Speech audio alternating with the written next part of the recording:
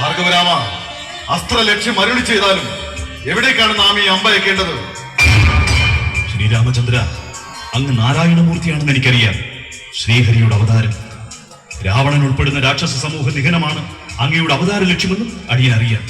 ക്ഷത്രിയ കുലത്തിന്റെ അഹങ്കാര ശമനത്തിനായുള്ള ഈ ഭാർഗവരാമന്റെ നിയോഗം പൂർത്തിയായി കഴിഞ്ഞു.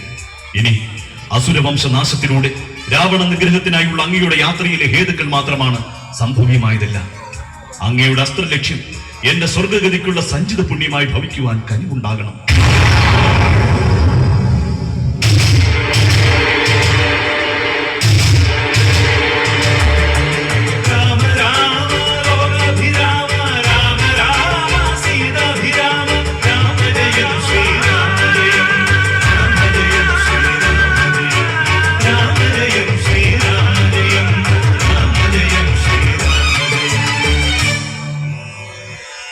ചെറ്റുചെറ്റിടി മുഴക്കങ്ങളും മഴക്കാറും പറ്റിന തിമിരവും മുറ്റിനോരളവപ്പോൾ കൊറ്റവനായ കംസനുള്ളോരു ഭടന്മാരും അറ്റമേ മരണതുല്യ സുബിരന്മാരായ തത്സമയത്തിങ്കലം മാറുടൻ നിശീധിനി മധ്യത്തിൽ പുരന്തരാശാങ്കന ശശാങ്കനെ പെറ്റളവിൽ അഖില ലോകേശനാം ഭഗവാനും കറ്റവാർ കുഴലിയിൽ നിന്നവരാ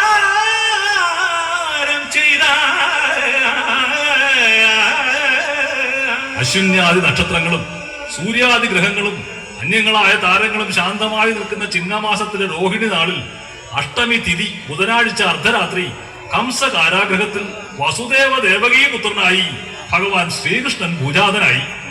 ജനിച്ച ഉടൻ തന്നെ ലോകൈകനാഥനായ ഭഗവാന്റെ നിർദ്ദേശാനുസരണം തന്നെ ആ കുട്ടിയെ കംസ കാരാഗ്രഹത്തിൽ നിന്നും ആമ്പാടിയിൽ യശോദയുടെയും നന്ദഗോപരുടെയും സംരക്ഷണത്തിലാക്കി.